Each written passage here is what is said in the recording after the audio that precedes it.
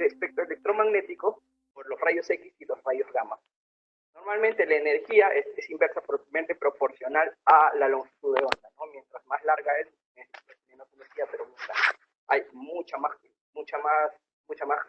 menos longitud de onda, expulsa mucho más energía. Por ejemplo, los rayos gamma, que son capaces de poder destruir células, ¿no? Bueno, de hecho, Hulk recibió rayos gamma, le debió a cáncer, pero bueno, así son los cómics, ¿no? Pero en este caso, nosotros nos vamos a enfocar en este espectro, en el espectro infrarrojo. Ojo que el espectro infrarrojo no se puede ver. Bueno, ya que tenemos en cuenta este contexto, definamos qué es termografía infrarroja. En primer lugar, es una técnica que pertenece a la familia de ensayos no destructivos, como ultrasonido, como partículas magnéticas, como rayos X. Se pueden hacer ensayos en un material sin necesidad de destruirlos para poder ver si es que tienen alguna deficiencia, ¿no? Porque existen ensayos destructivos para poder ver, por ejemplo, contundencia, dureza, resistencia a la abrasión, etcétera, que tienen que tomar una muestra. En este caso, no, son ensayos no destructivos. ¿Qué es lo que hacen? Detectan la radiación térmica del ambiente que los cuerpos emiten o reflejan de manera directa. Esto quiere decir de que no tiene que haber ningún tipo de bloqueo entre la radiación térmica y el aparato receptor, porque la gente a veces piensa que los rayos, el espectro infrarrojo son como los rayos X, que agarras la cámara y luego la posicionas en un punto y tú esperas ver lo que está dentro de un tablero, por ejemplo. No se puede ver porque no es posible, no traspasa sólido. Entonces, si ustedes quieren hacer una inspección en un tablero, tienen que abrir el tablero para poder visualizar la imagen, ¿no? Muchas veces, pues, en las películas te dicen, tenemos imagen térmica y de un edificio, ¡pum!, se ve solamente a los soldados, ¿no? Con sus armas y a los terroristas. No se puede hacer eso en la vida real. En la vida real sería rayos X. Ahora, esta radiación térmica se emite en formas de ondas electromagnéticas y viajan a la velocidad de la luz, como hemos dicho. A partir de esta radiación existe una relación directa con la temperatura y es posible obtener realmente la temperatura del objeto, pero hay que configurar algunos parámetros de acuerdo al material y a la aplicación. Bueno, seguimos. ¿Y cómo es que funciona el tema de la termografía? En primer lugar, hay un concepto importante que tiene que ver en la física, ¿no? Absolutamente todo cuerpo por encima del cero absoluto emite alguna radiación. O en palabras coloquiales emite calor, ¿no? Porque por encima del cero absoluto, que es el 0 grados Kelvin o menos 273.15 grados centígrados, cualquier objeto emite radiación. Por lo tanto, es posible visualizar el espectro infrarrojo. Y además, la luz visible no afecta directamente al mundo térmico porque en realidad no estamos midiendo ese espectro de luz visible, estamos midiendo el espectro que no se puede ver. Es por eso que también es posible utilizarlos en la noche. No hay necesidad de tener una iluminación para poder utilizar el espectro infrarrojo. Ahora, la cámara de infrarrojos es un dispositivo que capta esta energía y la convierte en una señal electrónica y aparte la pone en colores que nosotros podemos reconocer. Ojo, el calor no se ve así. No es que digan, mira, el calor es así rojo con azul o violeta. No, simplemente es una estandarización que nosotros hemos llegado para poder nosotros tener en cuenta de que el rojo es más caliente, el azul es más frío. Es más, hasta después el rojo sigue amarillo y luego sigue blanco. ¿Por qué? Lo que hace es, pone el espectro de infrarrojo y lo lleva a un espectro de luz visible de acuerdo a patrones de colores que nosotros entendemos. O sea, es mentira, nosotros no vemos el calor directamente, o sea, esa imagen no es que se vea así, es una interpretación de la radiación térmica. Eso debe tener claro, ¿no? Deben tener claro eso. ¿Por qué? Porque aún así, si un lugar esté totalmente frío y nosotros damos o ponemos los valores máximos y mínimos, por ejemplo, en menos 5 y 10, igual van a haber espectros de colores de rojo a azul de acuerdo a nuestro rango. O sea, no necesariamente lo más rojo es que realmente esté caliente, puede estar a 5 grados no está tan caliente, pero sí está caliente respecto a el rango que nosotros lo podamos configurar. Ahora, ¿qué es lo que mide realmente el equipo? El equipo mide la onda de radiación, la longitud de onda de la radiación infrarroja.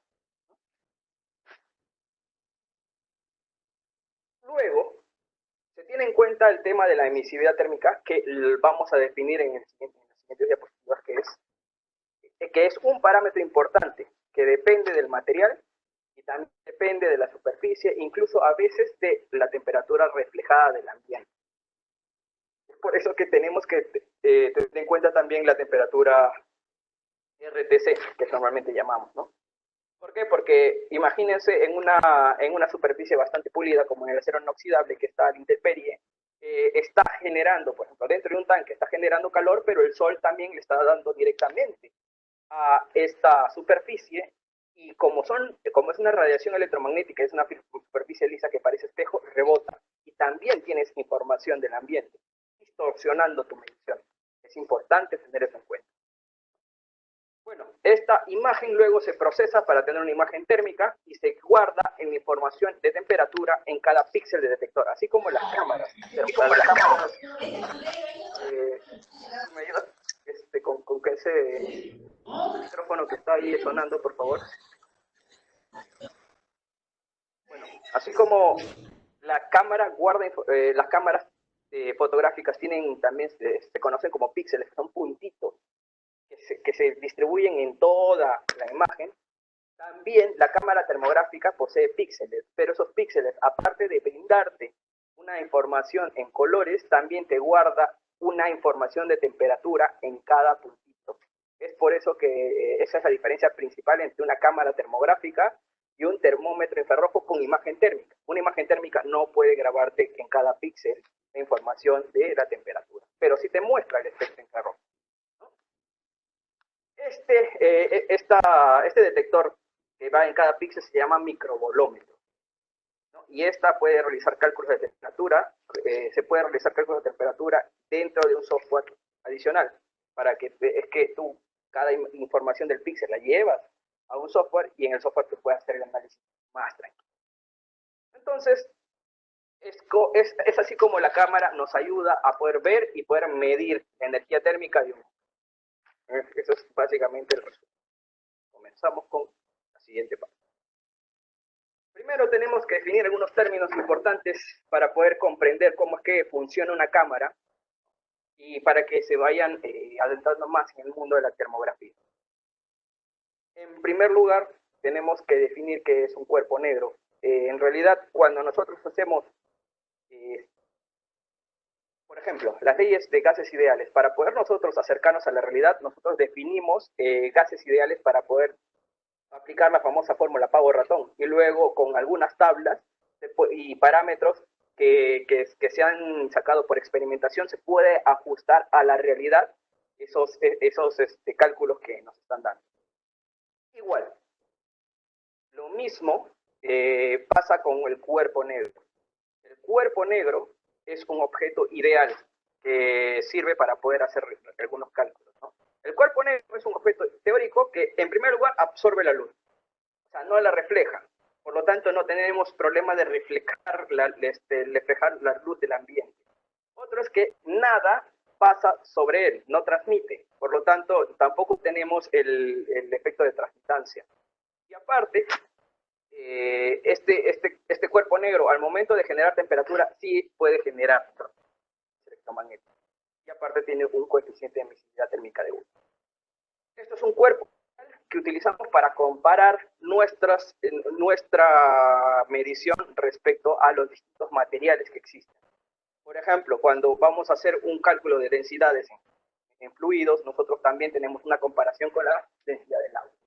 Por eso que tenemos que tener un punto de partida. La emisividad térmica es básicamente la proporción de radiación térmica emitida por una superficie de acuerdo a su temperatura. O sea, el cuerpo tiene una determinada temperatura y emite una determinada radiación térmica, ¿no? De acuerdo a si está muy pulido y también al tema del material. Y el coeficiente de emisividad es este número adimensional que relaciona el objeto real para irradiar energía versus la posibilidad de irradiar energía si fuera un cuerpo negro, si fuera un cuerpo ideal. Y este coeficiente es el que nosotros utilizamos para poner en la cámara, ¿no? La reflectividad es básicamente una fracción o una parte de la radiación del ambiente que puede reflejarse directamente hacia el punto donde nosotros estamos. Y el campo de visión es básicamente el ángulo abarcable de toda la cámara, tanto en horizontal y vertical, que nos permite detectar la radiación electromagnética capturada. Estos son realmente conceptos que bastante puntuales que se deben poder utilizar al menos las cámaras básicas. Algunos términos importantes también, ¿no?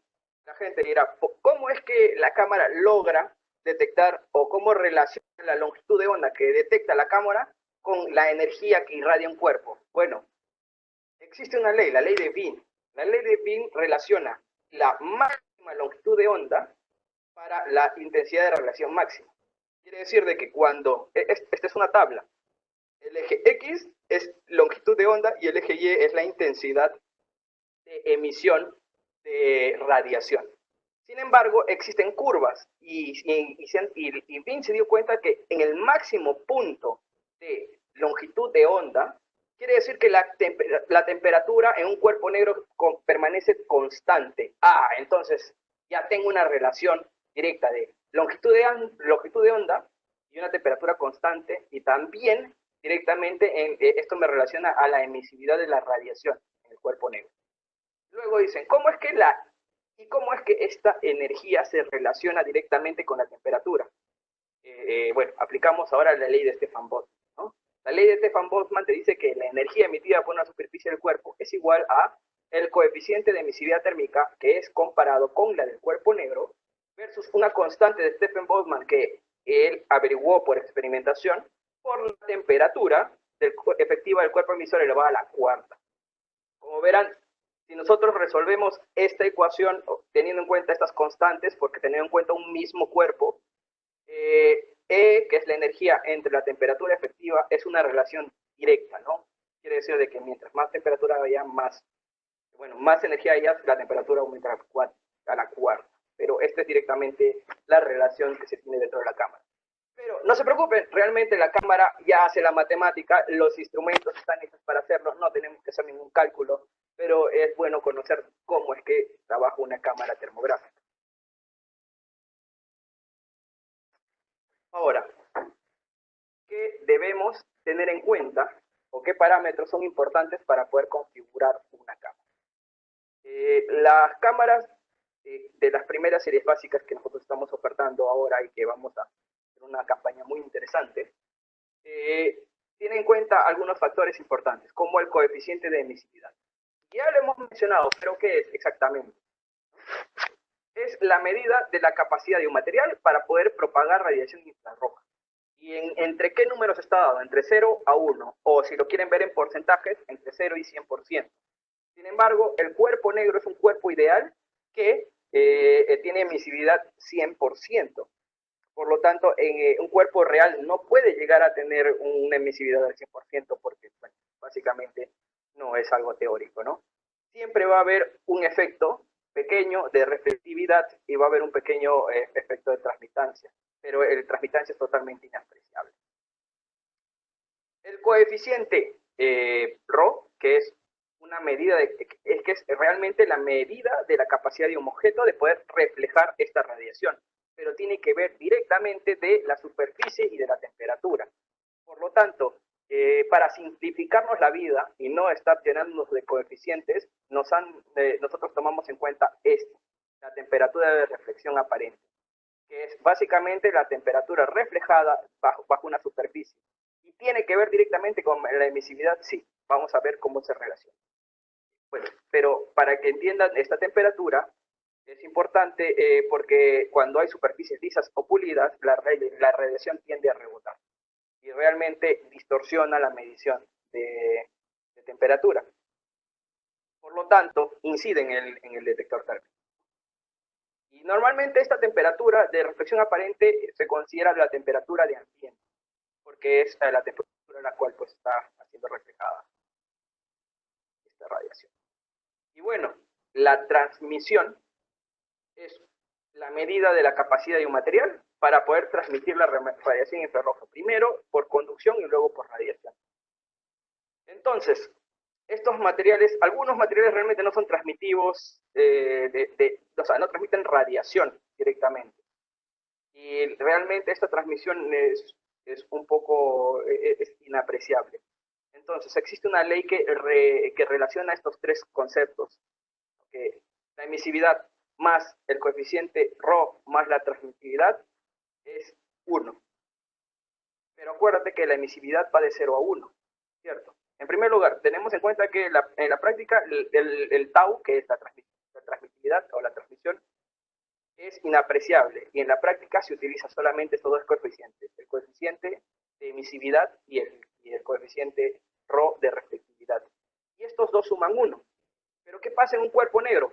Les dije que en un cuerpo negro, el cuerpo negro no refleja ningún tipo de radiación. Es por eso que esto es 0. Por lo tanto, la emisividad en un cuerpo negro siempre es 1. Y es porque es un objeto real.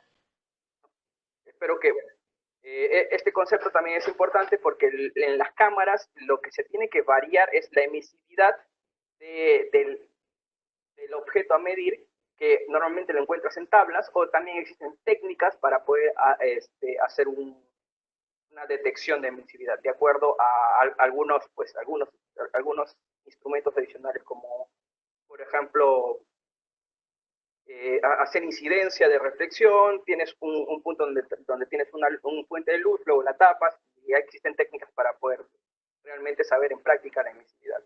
Pero normalmente nos la facilitan en tablas, ¿no? y que tenemos una medición bastante aproximada. Y es por ello que nosotros configuramos la emisividad y la temperatura reflejada solo en las cámaras de la serie E.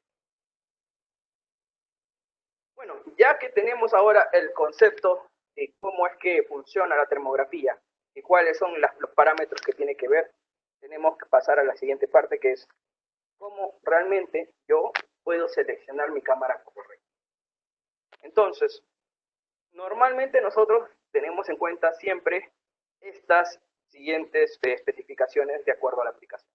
La resolución de infrarrojo, la sensibilidad térmica, la resolución espacial, el rango de temperatura del objeto y la precisión. Normalmente la gente se va por lo más obvio, que es, yo tengo una aplicación que va de tanto a tanto de temperatura y yo quiero más que todo una precisión de tantos grados centígrados, que es realmente lo más intuitivo que uno puede hacer, que es lo más obvio. Pero estas tres adiciones estas tres especificaciones importantísimas para poder tener una mejor o peor diagnóstico de algo, ¿no? Porque también deben tener en cuenta, puesto que influyen bastante en la medición y la distancia. Vamos a ver una por una.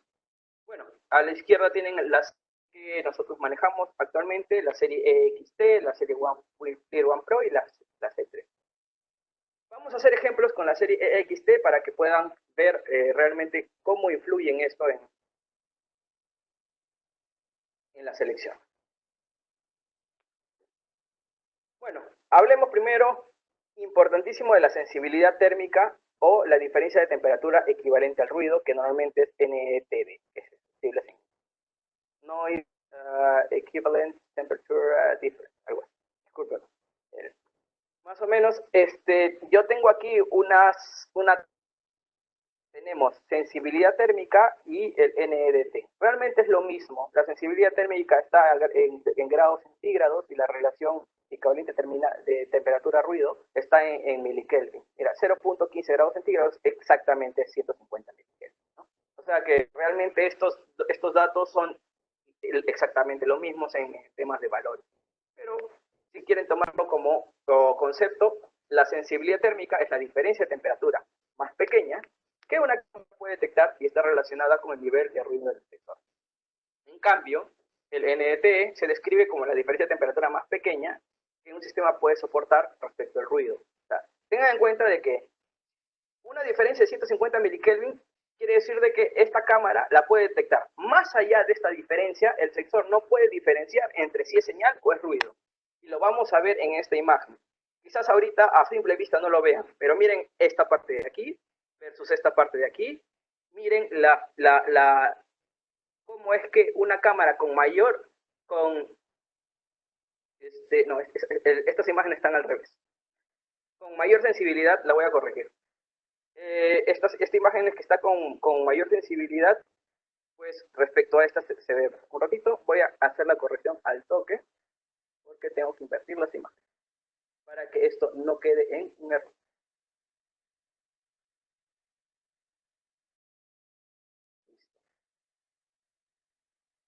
Y vamos a cambiar esto.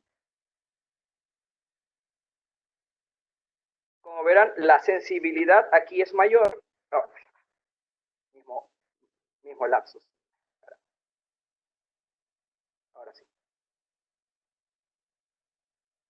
Listo. Cambiar. Aquí tenemos una peor sensibilidad. ¿Por qué? Porque tenemos una mayor diferenciación. O sea, que quiere decir de que mientras menor sea la sensibilidad térmica, menor sea, no, el NNDT, tenemos mejor sensibilidad de la cámara. Realmente esto es importante para poder tener definición. Aquí no se ven estos componentes porque tenemos peor sensibilidad. Aquí sí se ven estos componentes porque tenemos mayor sensibilidad en la cámara. ¿Por qué? Porque te capta variaciones más pequeñas de temperatura, pequeñísimas. Y aquí las mismas variaciones de temperatura no las puede captar, por lo tanto no las puede mostrar. Ojo, esto no tiene que ver con la precisión de la cámara, sino con la muestra de imagen. Esto también tiene que quedar claro. Entonces, realmente mejor calidad en imagen es igual a mejor sensibilidad térmica. Ese es un punto de partida. El siguiente punto de partida es el rango de temperatura y medición, que es importantísimo. En esta parte, ustedes, pues, es que es lo más obvio, que es lo que ustedes pueden definir, que es, yo tengo una aplicación y bueno, mi aplicación oscila entre tanto y tanto temperatura, pero realmente tienes que realizarte esta pregunta, ¿no? En primer lugar, ya mencioné el tema del rango de la aplicación, pero la siguiente es importante. ¿Qué tanta precisión necesito en la aplicación?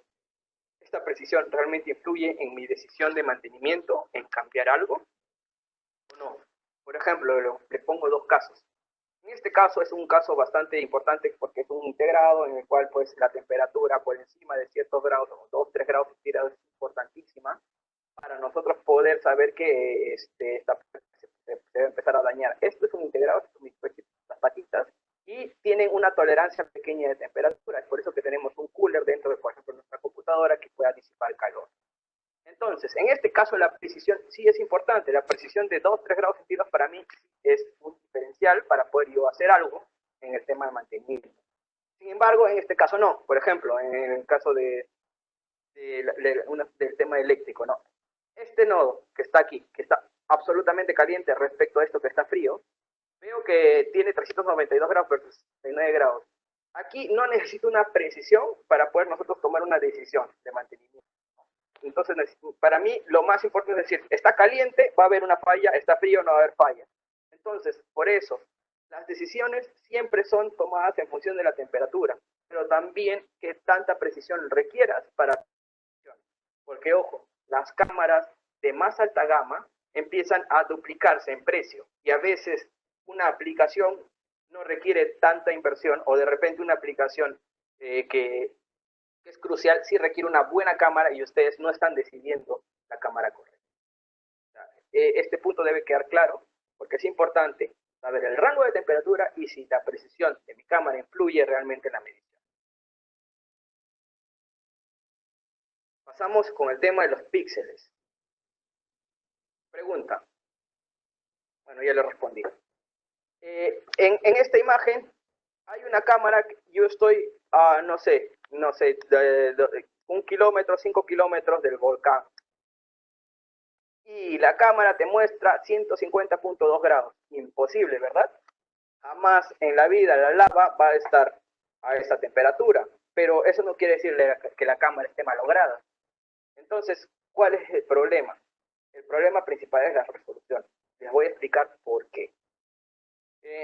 Y aparte también el tema este es un ejemplo obviamente bastante extendido y exagerado, ¿no? Pero vamos a un ejemplo concreto.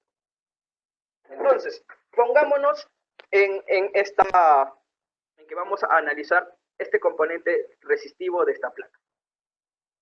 Si tenemos una cámara con poca resolución, nosotros, el detector térmico va a leer la temperatura promedio que entra en un píxel de la imagen térmica. Por lo tanto, este componente te va a decir, bueno, yo veo que este componente dentro de mi píxel está a 31.1 grados. Pero tú lo ves al rojo vivo y dices, no, en temas está mucho más nuestra temperatura corporal, lo tocas, te quema, ¿no? Entonces, ¿qué pasa si es que nosotros mejoramos la resolución de imagen de una cámara para poder nosotros acercarnos más a la temperatura medida? En este caso también, en un píxel, que es este de aquí, ya la temperatura se va acercando a la real. Tenemos 40.8, pero está tomando la temperatura de la resistencia más el entorno. Ahora, vayamos con una cámara de mayor resolución para poder tener todo un píxel de información de la temperatura. Y ahora sí, tenemos el acercamiento a la temperatura real. Tenemos 49.3 en este punto, este píxel, porque todo el píxel está relleno de la información de temperatura del componente.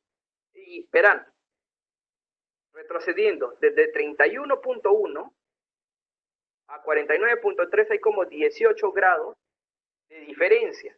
Por lo tanto, esta diferencia te puede hacer tomar decisiones erróneas al momento de realizar alguna predicción, una predicción en el mantenimiento. Es importantísimo también que tengan que ver la resolución de los píxeles, la mayor precisión. Esto es un factor importante. Luego, vayamos con la resolución espacial. Muchas veces me hacen la pregunta, ¿no? ¿Realmente cuál es la distancia máxima de tu cámara? Y bueno, yo les pregunto normalmente la aplicación, ¿a qué distancia normalmente se quieren colocar? ¿Por qué?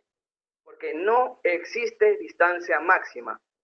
Repito, no existe distancia máxima. La limitación está en función del tamaño del objeto al que tú quieres medir.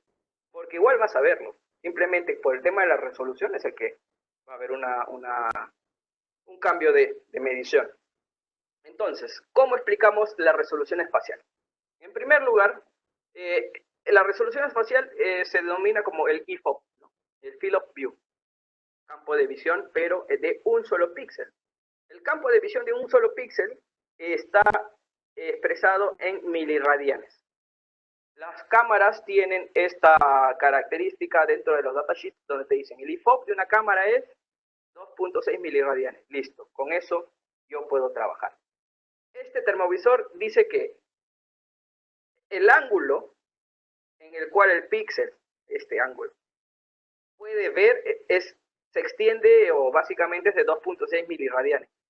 Lo que te está diciendo es que cada vez que tú aumentas un metro de distancia, vas a tener 2.6 de píxel cada metro de distancia en aumento. Pero hay una forma de calcularlo, de calcular estos valores. Vamos a ir poco a poco. En primer lugar, vamos a hacer un ejemplo con la cámara E8 XT, que tiene 320 por 240 píxeles. 320 píxeles de manera horizontal, 240 vertical. Vamos a tomar en cuenta ahorita la medición horizontal para que vean cómo es que varían estos píxeles.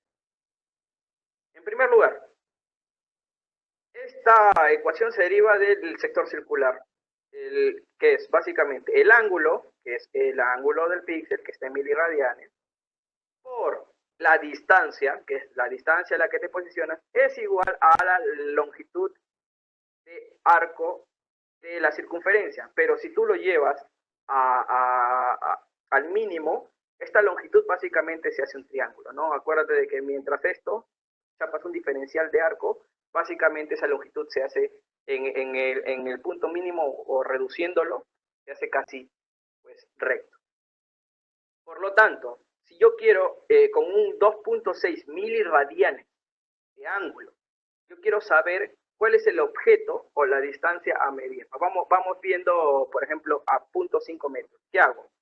Agarro 2.6 miliradianes por la distancia 0.5 metros y me sale 1.3 milímetros de diámetro del objeto mínimo a medir. Quiere decir de que este objeto pues tiene que tener 1.3 milímetros máximo de tamaño para que pueda entrar en un píxel y pueda ser medido en su totalidad, de acuerdo a la resolución que tengamos. No sé si me quedó claro.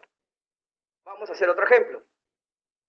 A 1 metro tenemos 2.6 miliradianes. Por 1 metro me sale 2.6 milímetros, que es el objeto más pequeño a medir, si es que yo me posiciono a 1 metro de distancia. Y así sucesivamente. Por ejemplo, 5 metros por 2.6 me sale 13 milímetros. Y ahora, ¿qué son estos valores desde arriba? Simplemente lo que estoy haciendo es he multiplicado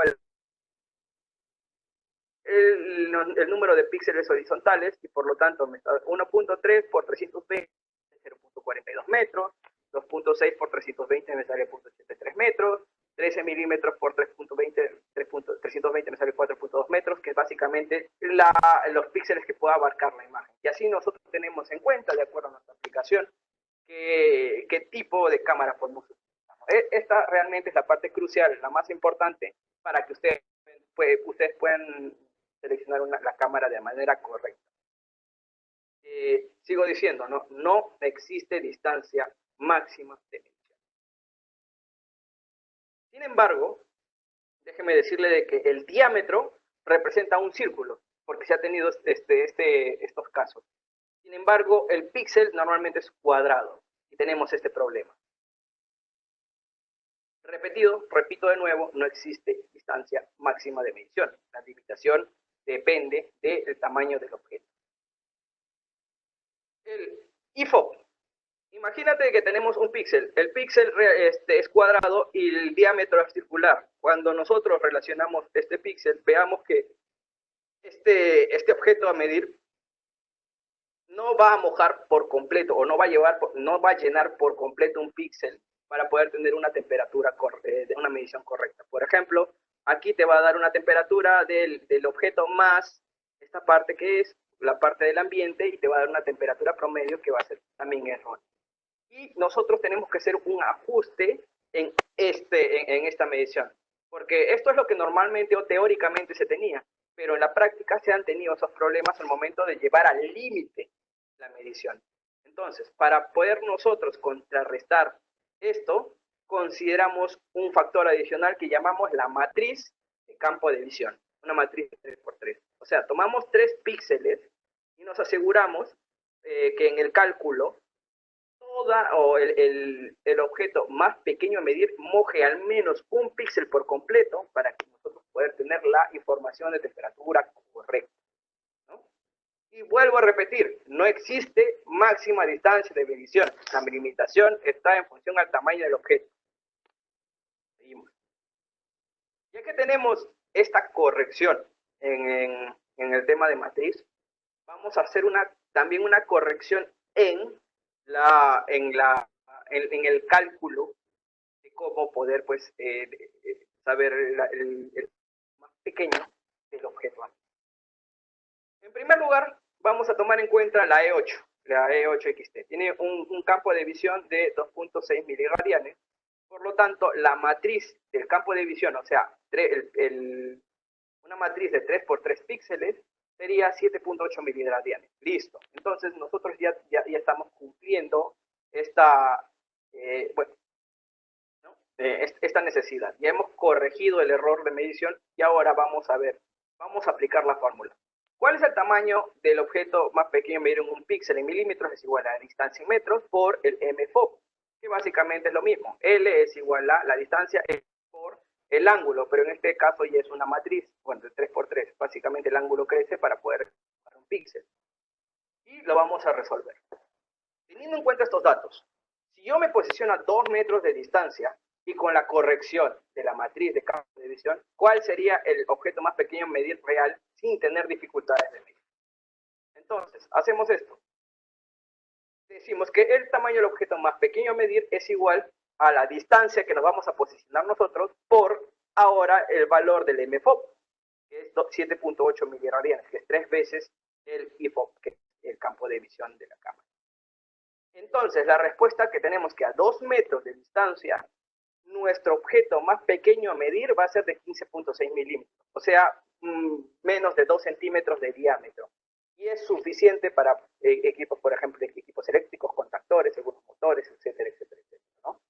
Entonces, esta es realmente la forma real con la que ustedes pueden, tienen que utilizar para seleccionar una buena cámara, ¿ya? Eso de la distancia máxima no existe. Está limitado de acuerdo al objeto más pequeño medido. Espero esto que he estado reiterando. Bueno, ya que tocamos esos temas, les quiero presentar algunas cámaras que nosotros tenemos en cartera. La primera, que es la Field One Pro, es una cámara bastante portable. Está diseñada para poder actuar con el celular, sea Android e iOS, y tiene pues también en Android los dos tipos de conectores, tanto el USB tipo C o el USB mini. Actualmente pues el USB tipo C es reversible, ¿no? Y es una ventaja bastante grande. Adicionalmente pues tiene compatibilidad con la mayoría de celulares actuales en el mercado. Los Samsung, por ejemplo, son total compatibilidad.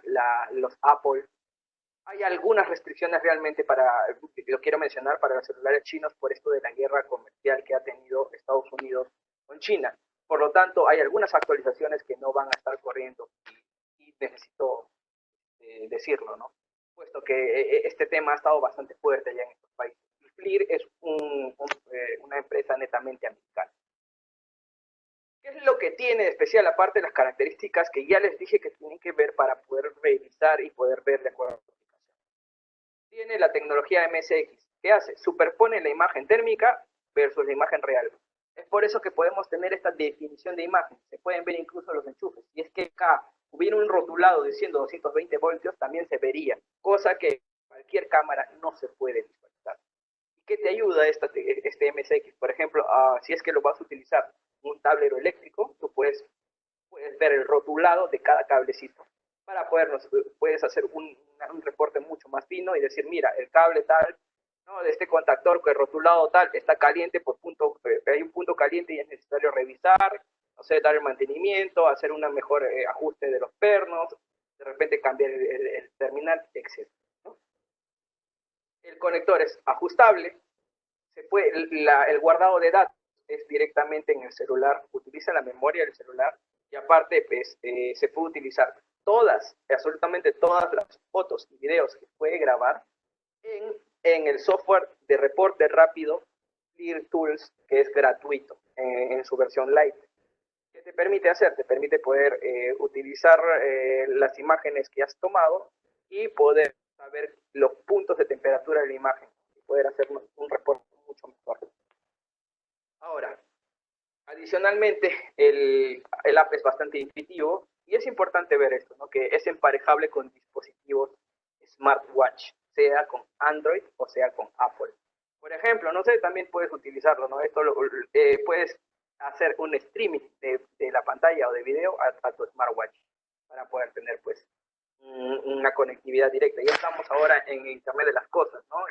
Ya más allá de la industria 4.0, entonces todos los equipos deben tener conectividad entre sí.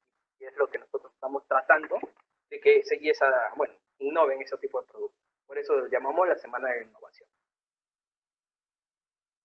La segunda parte de las cámaras que tenemos, la segunda gama que tenemos son las FLIR C3 con Wi-Fi. También tiene la conectividad para poder hacer un traslado de imágenes y un streaming de la imagen hacia dispositivos, ¿no? Adicionalmente, aquí también pueden descargarse el datasheet para que vean las especificaciones técnicas de acuerdo a su aplicación, tal cual lo estaba explicando. Pero, ¿qué especial tiene? También tiene la tecnología MSX, ¿no?, que superpone la imagen real con la imagen física, con la imagen térmica. Voy a mostrar algunas imágenes para que vean realmente cómo es. La cámara portable es una cámara de bolsillo. Verán, miren, este es tamaño, una cámara fotográfica pequeña, y realmente esto lo utilizan bastantes supervisores o algunos operarios para cuando quieren hacer una una supervisión rápida de algo, ¿no? Te ayuda bastante a identificar por imagen cuál es el error del proceso. Tiene la interfaz de touchscreen intuitivo y puedes enviar video vía FLIR2, streaming de video. Así como también puedes utilizar la data, las fotos de la cámara en el software de reporte rápido FLIR2. Este sí tiene una memoria interna, no tiene una memoria SD y solamente puede grabar hasta 500 céntimos.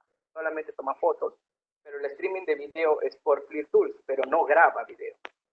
Pero sí puede enviar directamente fotos. Es emparejable por Wi-Fi para peer-to-peer con otro dispositivo FLIR y también con la PC. Y aparte es el único equipo que tiene garantía de 2 a 10 años en la parte portable, ¿no? En las cámaras que son de utilización semiprofesional. Tiene 10 años para el detector térmico y 2 años para el resto del equipo, que realmente esto es un golazo. Ustedes pueden ver que la calidad de las cámaras son tan buenas que podemos darnos el lujo de poder dar este tipo de garantía. Y esta garantía es por defecto. Y la siguiente línea de cámaras que nosotros poseemos son la serie XT. Antes solamente existía la serie EX, pero FLIR ha aumentado la oferta y ha logrado pues extender la capacidad de medición en temperatura de la serie EX. La E4 sigue siendo la antigua versión, porque esta es la que realmente es una cámara para aplicaciones básicas, aplicaciones rápidas. Sin embargo, las otras versiones que son XT han sido mejoradas en el tema del alcance de su temperatura. Por ejemplo, 400, 550 y 500. La primera solo llega hasta 200. Estas cámaras son portables, también tienen pues, ven ustedes cuáles son las características de la sensibilidad térmica, la resolución espacial. Mientras más sensibilidad térmica, o sea, mientras menos NET es mejor sensibilidad. La E8 puede detectar variaciones de 50 milikelvin, o sea, 0.05 grados centígrados, como imagen. Y aparte, la resolución espacial, que es el IFOC, ¿no? El campo de visión, que esto básicamente es lo que te da la limitación del objeto más pequeño a medir a la distancia. Así que está también el campo de visión total de la cámara, del enfoque de la imagen. Y bueno, la frecuencia de imagen que es 9 Hz. Estas cámaras no tienen un enfoque, no tienen un enfoque gradual ni automático, tienen un enfoque fijo, o mejor dicho, considerado sin enfoque. No se puede graduar, es fijo, por eso se consideran como el semiprofesional. Y bueno, adicionalmente, pues llegan hasta rangos hasta 550 grados centígrados, realmente es suficiente para aplicaciones en el estudio. Adicionalmente, pues son fáciles de usar. Este es la MSX. Verán que existen estas de imagen y también se puede ver el rotulado de estos. El rotulado bien bonito, bastante claro. La navegación es por botón en la pantalla, es bastante intuitiva. No hay muchas configuraciones que se tienen que hacer en la cámara y aparte también tiene una ayuda de emisividad por material. Y si no, también puedes bajarte las tablas, no hay problema. Se puede compartir imágenes y conclusiones, tiene Wi-Fi, puedes transmitir directamente hacia la PC para que puedas guardar la imagen o el video. Y es compacto porque es IP54, resiste caídas desde 2 metros de altura y pesa alrededor de medio kilo. O sea, es totalmente portable. Y también estas, como ya empiezan a ser las de gama semiprofesional, estos por defecto ya tienen 2 años de garantía para el tema del detector térmico y 2 años para la cámara total y 10 años para el detector térmico. Entonces empiezan ya en la serie semiprofesional. ¿En qué aplicaciones podemos utilizar esta línea o estas cámaras, ¿no?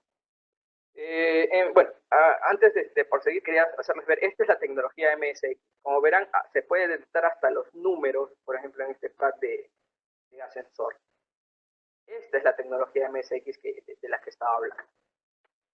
Ahora, ¿Cuáles son las aplicaciones que nosotros podemos ver? Las aplicaciones que normalmente nos hemos topado y que podemos utilizar en este tipo de cámaras. Por ejemplo, en el ámbito eléctrico, normalmente para el tema de mantenimiento predictivo y preventivo en tableros de baja tensión. Pueden detectar puntos calientes o conexiones deficientes en baja tensión directamente, ¿no? O en cables que están puestos a tierra o cualquier otro tema de baja tensión. Puedes inspeccionar motores y transformadores de baja, identificación de pérdidas y fugas de energía, mantenimiento de algunos paneles fotovoltaicos y, por ejemplo, también pues, unos los están utilizando para poder hacer el cálculo de ventilación en los tableros. Por ejemplo, Rita, una cámara que muestra, que ayuda bastante en el tema de la ventilación en tableros. Quiero decir de por qué especifico baja tensión, porque en media tensión se requieren distancias un poquito mayores. ¿Es posible utilizarlo? Sí, claro, pero cuando tú te posicionas y como la cámara no tiene enfoque manual, tienes que estar a una cierta distancia y por lo tanto ese objeto más pequeño a medir tiene que ser un poco más grande de lo normal. Es por eso que se recomienda más para aplicaciones de baja que para media. En el tema industrial, la inspección y detección rápida de calentamiento inusual, de calentamiento inusual. Por ejemplo, puedo estar ahí bien, ahí veo que hay un punto caliente y lo detecto automáticamente porque la imagen te muestra que está al rojo vivo, ¿no? También puedes hacer la verificación rápida del estado de un componente y te ayudas, por ejemplo, de un termómetro rojo para poder llegar a la temperatura mayor, porque de hecho los termómetros infrarrojos o pirómetros son también un complemento. Puedes evaluar los equipos de aire acondicionado o detectar fugas de energía. En construcción lo utilizan para poder hacer inspecciones de predios, de casas, de departamentos. Por ejemplo, daños de humedad, algunas plagas o algún calentamiento, una luminaria que está funcionando mal, etcétera, etcétera, ¿no?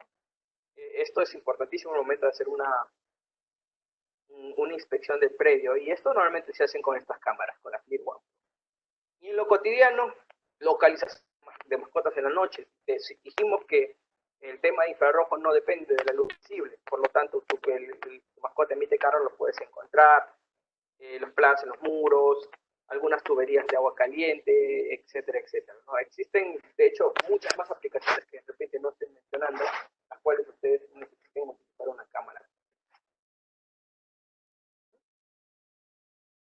Bueno, continuando con la siguiente parte es que FLIR también tiene una línea de prueba y medición de alta gama, porque a partir del 2017 FLIR decidió incorporarse al mercado de la medición.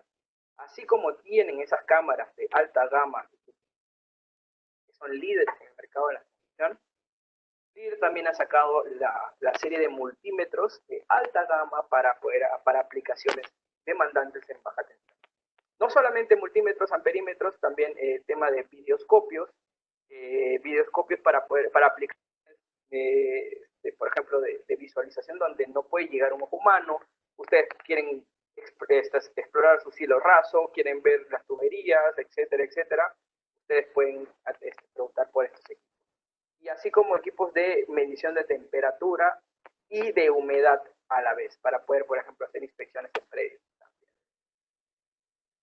Pero realmente vamos a hablar ahora de las categorías de utilización respecto a estos multímetros y amperímetros, que es lo que ustedes han venido a ver. En primer lugar, tenemos que definir las categorías de utilización.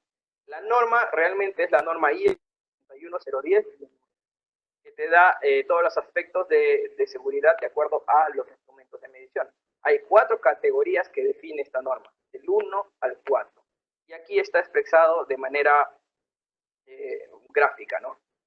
Y aquí está en la tabla. Ojo, esto es voltaje nominal a la cual puede leer y esto es básicamente el voltaje de aislamiento. No quiere decir que vamos a leer hasta los 12.000 voltios, sino que cuando estás utilizando en categoría 4, 1000 voltios, tienes un aislamiento de 12.000 voltios de soporte, ¿no?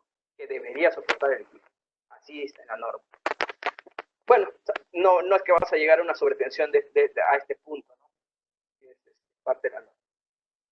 Pero definamos realmente las categorías de medición como los lugares de medición directamente con el multímetro o el amperímetro. Vayamos en orden. Vean el dibujo de esta casa, tienes la acometida y directamente de la acometida tu tablero principal. Luego el tablero principal se deriva a tableros de distribución. Luego del tablero de secundario de distribución directamente se va a la categoría 2, que son tus cargas conectadas a las tomas, son tus cargas que están conectadas al tablero de distribución, las que consumen. Y luego te vas a la categoría 1, en el cual son equipos que no están conectados a la red, pero que tienen su propia fuente. Entonces, técnicamente es así. La categoría 4 directamente se puede utilizar en zonas donde la fuente de suministro de baja tensión, ¿no? O sea, directamente llega a la fuente de suministro de baja tensión, la acometida.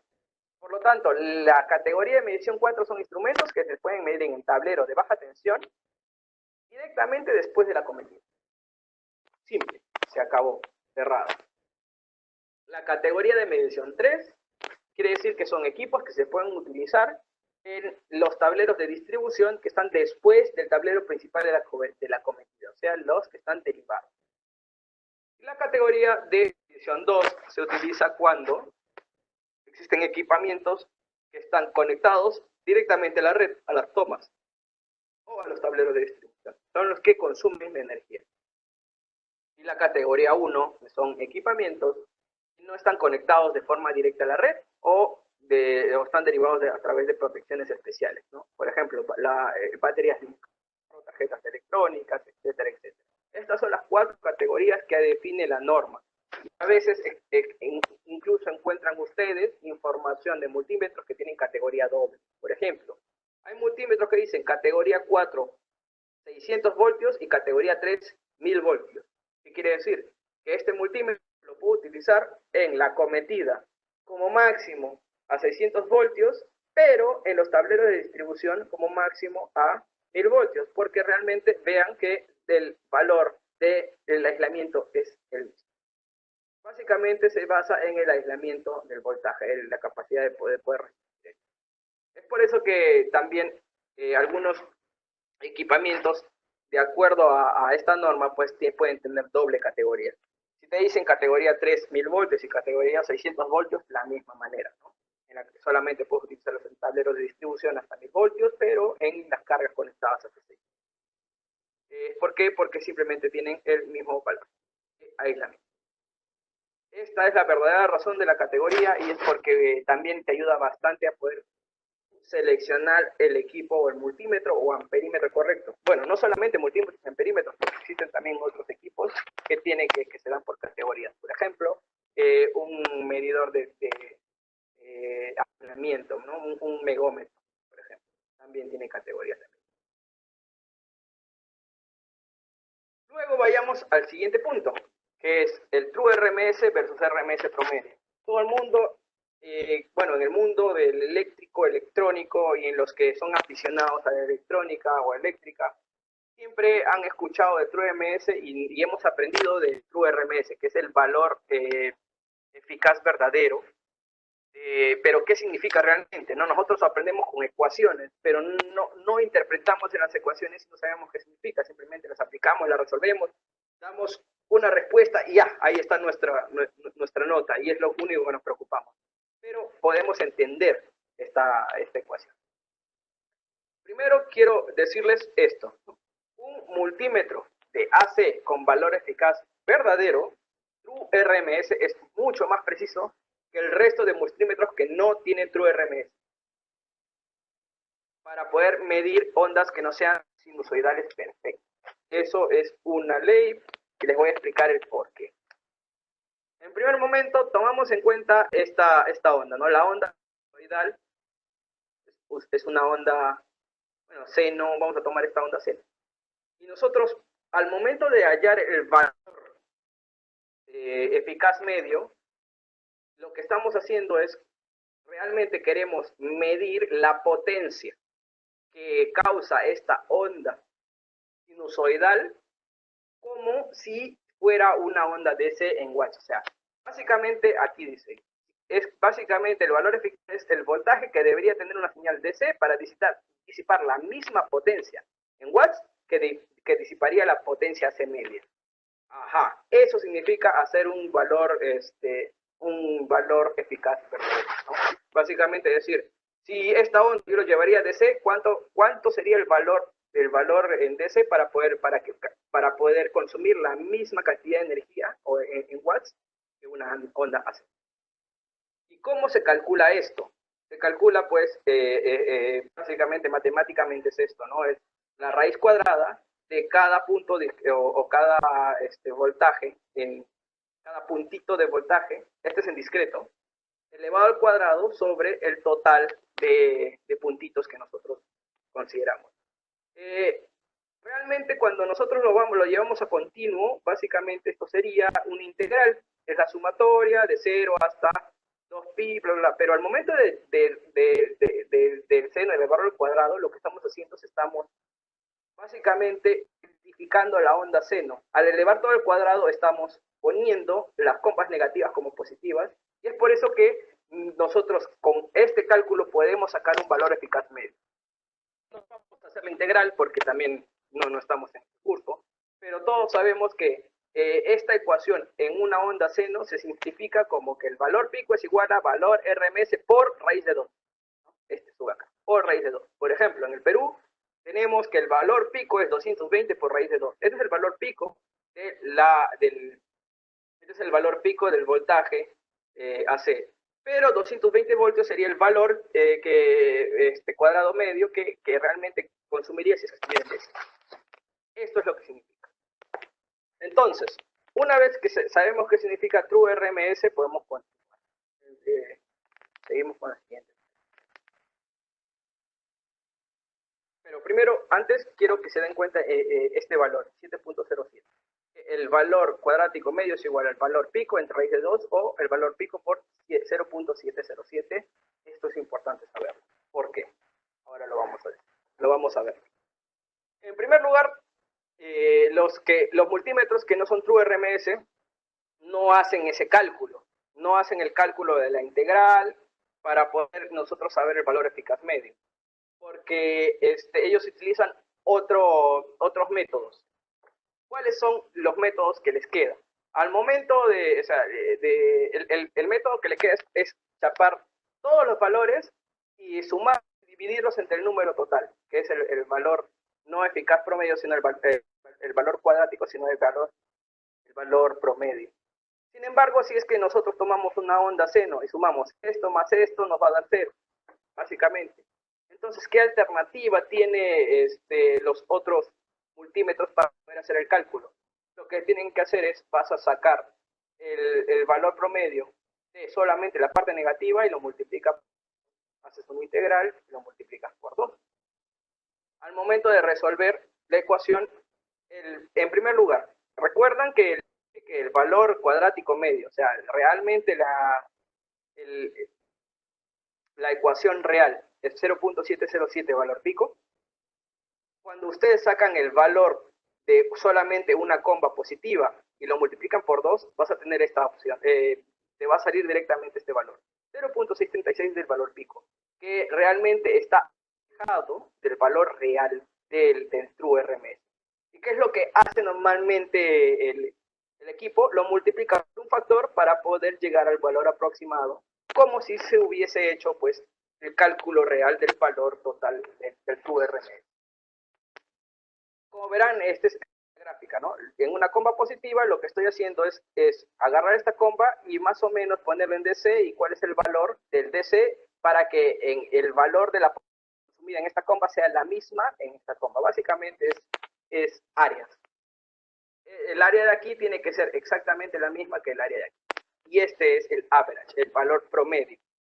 Ahora, el problema es que quiere decir de que solamente funciona para ondas sinusoidales, ¿no es cierto? Y aquí viene el problema principal.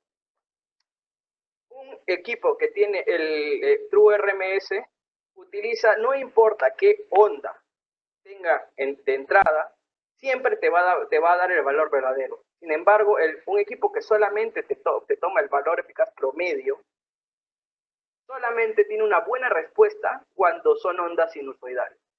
El resto de ondas, errores. Por ejemplo, estas respecto de ondas cuadradas. ¿En dónde vemos estas ondas cuadradas? En los variadores de... Por ejemplo, esto que es rectificado por diodos. No puedes tener el valor eficaz. O, por ejemplo, de 3 fases. Por lo tanto, en la industria también existe una distorsión armónica en voltaje y en corriente, que no te da una onda sinusoidal perfecta. Por lo tanto, los armónicos influyen en la medición. Entonces, quien sí te va a dar el RMS correcto es el equipo que te diga True RMS verdadero. Bueno, True RMS, estoy redundante, True RMS o el RMS verdadero. Y no un equipo que promedia promedia estos valores. Ahora, me dice, ¿por qué no todos los equipos salen con True RMS si simplemente es un tema de cálculo? Por el costo. Realmente es mucho más fácil fabricar un equipo que tenga RMS promediado y te sale mucho más barato porque los componentes para poder hacer ese cálculo son inmediatos. Por ejemplo, para hacer, bueno, algunos electrónicos que de repente están conectados, que llevan algunos cursos, se pueden hacer una configuración de un equipo que se llama, bueno, un integrado que se llama amplificador operacional en modo de integrador. Y ahí tienes la integral. Luego, simplemente utilizas el modo amplificador operacional en modo amplificador como ganancia y ahí tienes la multiplicación por 1.11. Es bastante fácil de hacerlo y aparte es barato. Estos componentes están alrededor de... Acá en Perú están 2 soles, 1 sol 50. En Paruro a veces regateando 50 céntimos cada OPAM. Sin embargo, para poder nosotros hacer el True RMS verdadero, ya requerimos de un microcontrolador que te pueda hacer el cálculo y se tiene que programar. Entonces, no solamente tienes un tema de fabricación de componentes, sino también el esfuerzo humano en programación para poder hacer estos cálculos, ¿no? Y un integrado, por ejemplo, yo he utilizado en mi época los PIC o el Mega 8 en mis tiempos, creo que ahora ya están en el Mega 32 o 64, no sé, ¿no? Puedo decir. Aún así, estos componentes están bastante, mucho más costosos que los amplificadores operacionales. Diré alrededor dependiendo del PIC y la calidad, ¿no? De entre 10 hasta 30, 40, 50 soles, hasta 80 soles, si es que es un súper microcontrolador. Entonces, que un equipo True RMS siempre va a ser siempre va a ser más costoso que un RMS promedio. De hecho, de acuerdo, también tiene que ver el tema de las funciones, ¿no? A las mismas funciones. Y tengan en cuenta de que el valor RMS verdadero solamente te da las mediciones correctas, no importa qué ondas de entrada tenga en la medición. En cambio, un equipo que tiene el RMS promedio solamente te va a dar la lectura correcta sí y solo si tienes una onda sinusoidal perfecta. Si ya tienes armónicos en la red de corriente o de tensión, básicamente tu error va a empezar a incrementar y no sirven y sirven muy poco para el tema de las otras ondas adicionales que no son. Entonces, espero que realmente este concepto esté bastante claro para ustedes. Y vuelvo a repetir, ¿no? El valor real de medición del True RMS es el valor real de la medición de la red. Si no tiene esta condición, entonces simplemente son tensión promedio o average. Si es que no tiene el True RMS en sus especificaciones técnicas, no sirve básicamente para el industria, ¿no? Más que todo para hacer temas de inspecciones pequeñas, ¿no? Simplemente si no quieres tener una medición exacta, solamente quieres saber si es que está por encima o por debajo de cierto rango, normal, adquirir un RMS promediado. Pero si tu aplicación requiere de una medición exacta, por ejemplo, en la prueba de diodos en los variadores, es necesario tener un equipo True RMS, ¿no? Es de acuerdo a la decisión. Y bueno, así como FLIR también tiene la línea de medición, adquirió STEC en el 2007. Y STEC, pues muchos conocidos lo conocen como STECH, es una línea, la línea de media de FLIR. FLIR en su línea de Testing and Measurement tiene FLIR como línea de alta gama y STEC como línea media, que sirve totalmente para las aplicaciones de industria. Tenemos equipos de True RMS, tanto en multímetros, en diferentes ofertas, como también en amperímetros, ¿no? STEC, si bien es cierto, ya ha sido adherido y los conocimientos de STEC han ayudado bastante al mejoramiento de la calidad de los productos FLIR, sigue manteniendo la misma cartera de productos que tiene. Y es más, no solamente tiene la cartera de productos de equipos para medición eléctrica, también para medición física y algunos otros parámetros, por ejemplo, sonómetros, amperímetros, sonómetros, tacómetros, detectores de...